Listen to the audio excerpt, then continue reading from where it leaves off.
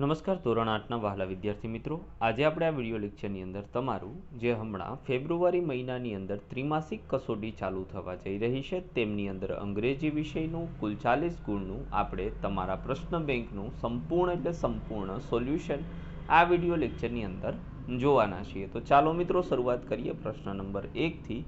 Answer the following question એટલે કે અહીંયા તમને જે ફકરો આપેલો છે તેમના આધારે જે પ્રશ્ન પૂછેલા છે એમના આન્સર તમારે આપવાના છે।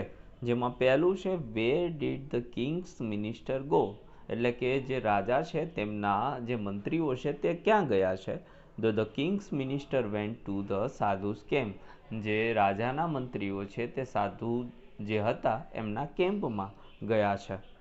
બીજું છે ફ્રોમ વેર વોઝ ધ સાધુ, આ સાધુ ક્યાંથી આવેલા, તો the sadhu was from the Himalaya, તો સાધુ છે તે હિમાલયથી આવ્યા હતા। ત્રીજું છે વોટ કુડ ધ સાધુ ડુ, સાધુ શું કરી શકતા હતા, તો સાધુ food produce coin Holi S and fruit from the air, એટલે કે સાધુ છે તે હવામાંથી સિક્કાઓ પ્રોડ્યુસ કરી શકતા હતા, સિક્કાઓ લાવી શકતા હતા, પછી પવિત્ર રાખ લાવી શકતા હતા અને ફળો પણ હવામાંથી પ્રોડ્યુસ મતલબ જનરેટ કરી શકતા હતા। ચોથું છે did the king no about the સાધુ, એટલે કે જે રાજા છે તે સાધુ વિશે જાણતા હતા, તો નો નતા જાણતા, the king did not know about the sadhu, સાધુ વિશે જાણતા ન હતા। ત્યાર પછી ફકરા નંબર બીજો છે, એમની ઉપરથી પાંચમો ક્વેશ્ચન છે what did one Devi say about the babul trees leaves and thrones, એટલે કે વનદેવીએ બબુલ ટ્રી જે બાવળનું ઝાડવું છે એમના પાંદડા અને કાંટાઓ વિશે શું કહ્યું, તો Vandevi said that the babul tree had excellent leaves and thorns to protect it, એટલે કે ભાઈ બબુલ તારી પાસે જે કાંટા અને પાંદડાઓ છે તે તારા પ્રોટેક્શન માટે એટલે કે તારા રક્ષણ માટે ખૂબ જ એક્સેલન્ટ એટલે કે ખૂબ જ સારા છે। છઠ્ઠું છે who appeared before the babul tree, કોણ બબુલ ટ્રી એટલે કે જે બાવળના ઝાડની સામે દેખાયું, તો એમાં આવશે Vandevi appeared before the babul tree, Vandevi છે તે બાવળનું જે ઝાડ છે તેમની સામે દેખાણા। સાતમું why was the babul tree upset, શા માટે બાવળનું ઝાડવું અપસેટ મતલબ દુઃખી હતું, તો babul tree was upset because it didn't like its tiny leaves, કારણ કે ભાઈ આ બાવળ છે ને એ પોતાના નાના પાંદડાઓને પસંદ નહોતું કરતું, માટે તે ઉદાસ હતું। આઠમું છે what did the babul tree went, babul ટ્રીને શું જોઈતું હતું, તો the babul tree want golden leaves and no thorns, એટલે કે બબુલ ટ્રીને સોનાના પાંદડા જોઈતા હતા અને એક પણ કાંટો જોઈતો ન હતો। ત્યાર પછી ત્રીજો પેરેગ્રાફ છે એમની ઉપરથી નવમો ક્વેશ્ચન છે what did the elephant do when he heard the boy, એટલે કે હાથીએ શું કર્યું જ્યારે તેણે પેલા બાળકોને સાંભળ્યા, તો when the elephant hard the boy he trumpet loudly, જ્યારે હાથીએ પેલા બંને છોકરાઓને સાંભળ્યા ત્યારે ટ્રમ્પેટ એટલે કે હાથી જોર જોરથી પોતાનો અવાજ કાઢવા લાગ્યો। દસમું છે વાય વોઝ ભૂપેન વરીડ, આ ભૂપેન છે એ શા માટે ચિંતાતુર હતો, તો Bhupen was worried because the elephant was angry and it was just the 30 feet away, એટલે ભૂપેન છે એ ખૂબ જ ચિંતામાં હતો કારણ કે હાથી છે ખૂબ ગુસ્સે દેખાતો હતો અને માત્ર તેનાથી 30 ફૂટના અંતરે હતો એટલા માટે। 11મું whose sense of the hearing was sharp, how do you know, તો ભાઈ કોનો જે સાંભળવાનો જે હિયરિંગ સેન્સ એટલે કે સાંભળવાનો જે સેન્સ છે એ શાર્પ એટલે કે ખૂબ જ સારું હોય છે, અને આવું તમે કોના પરથી કહી શકો, તો the elephant sense of hearing was sharp because he heard the voices of the boys from far away, હવે આ હાથીભાઈ છે એમનો જે હિયરિંગ સેન્સ છે એ ખૂબ જ સારું હોય છે કારણ કે તે એમનાથી દૂર રહેલા બાળકોનો અવાજ પણ સાંભળી લે છે એટલા માટે કહી શકાય। 12મું છે why was Amit enjoying himself, Amit છે એ પોતાની જાતે શા માટે એન્જોય કરે છે, તો Amit was enjoying himself because he had never seen a living elephant in his life, એટલે કે અમિત છે એને આ બધું નવું લાગે છે, એણે ક્યારેય પણ પોતાની લાઈફમાં સાચો હાથી જોયો નહોતો એટલા માટે તે પોતાની જાતે એન્જોય કરે છે। ત્યાર પછીનો પેરેગ્રાફ છે એમાંથી 13મો ક્વેશ્ચન છે why did the babul tree whip. શા માટે બબુલ ટ્રી છે તે રડતો હતો, વિલાપ કરતો હતો. The babul tree wept because the stormy wind broke its leave. હવે જે પેલો તોફાની પવન હતો ને, સ્ટોર્મી વિન્ડ તોફાની પવન, એણે એના બધા જ પાંદડાઓને બ્રોક મતલબ તોડી નાખ્યા હતા. એટલા માટે બબુલ ટ્રી બાવળનું ઝાડવું વિલાપ કરતું હતું, રુદન કરતું હતું. 14મું છે what did the babul went now. Babul શું ઈચ્છતો હતો હવે? તો બબુલ જે છે તે want board and smooth green leaves now. હવે જે બબુલ છે, બાવળનું ઝાડવું છે, તે બોર્ડ એટલે પહોળા અને સ્મૂથ એટલે સુવાળા, ગ્રીન એટલે લીલા પાંદડાઓ ઈચ્છે છે.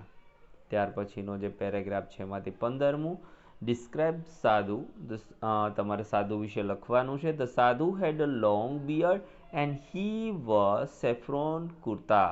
હવે સાધુ જે છે એમની પાસે લાંબી દાઢી છે અને વિયરનું વોર એનું થશે કે ભાઈ શું પહેર્યું હતું, તો એણે સેફ્રોન કુર્તા પહેર્યો હતો, કેસરી કલરનો ભગવો પહેર્યો હતો.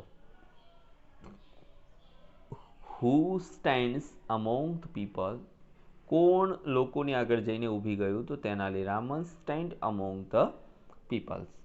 ત્યાર પછીના પેરેગ્રાફમાંથી 17મો ક્વેશ્ચન છે which tree leaves are glossy. The leaves of the banana plants are glossy.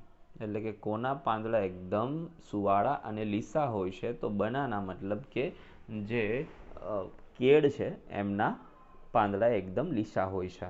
18મું છે list out 7 things related to the forest.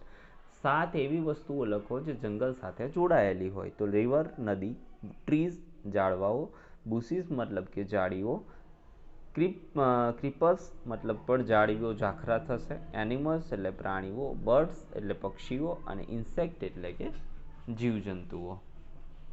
આનું થશે લતાઓ.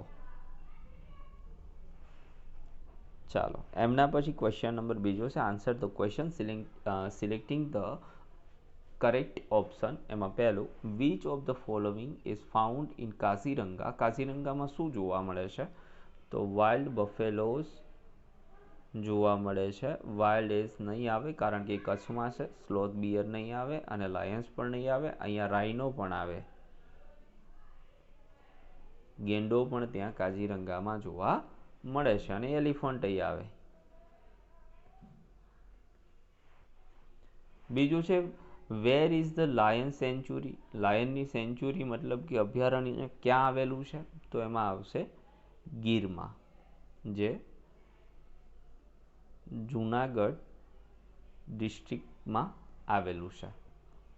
ત્રીજું છે વનદેવી હર્ડ ધ બબુલ્સ. વનદેવીએ બબુલનું શું સાંભળ્યું ભાઈ? તો એમની અંદર આવશે સોબ્સ, આક્રંદ સાંભળ્યો. ચોથું ધ બબુલ ટ્રીઝ હેડ ખાલી જગ્યા at the base of each leave. તો એમની અંદર આવશે લોંગ વ્હાઇટ થ્રોન્સ, લાંબા મોટા એવા સફેદ કાંટા દરેક પાંદડા નીચે હતા. ધ બબુલ ટ્રી હેડ ખાલી જગ્યા બ્રાન્ચીસ. તો બબુલ ટ્રી પાસે કેવી બ્રાન્ચીસ મતલબ શાખાઓ હતી? તો સ્ટ્રેઇટ એટલે કે સીધી. છઠ્ઠું છે ધ સાધુ વોઝ ફ્રોમ. સાધુ ક્યાંના હતા?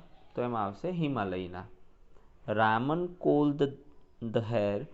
જે રામને છે પેલા વાળને શું કીધું? મેજિકલ. મેજિકલ મતલબ કે ચમત્કારિક. આઠમું છે બબુલ વેન્ટ ઇટ્સ. બબુલ શું ઈચ્છતો હતો? તો એમાં આવશે leaves and long white thrones.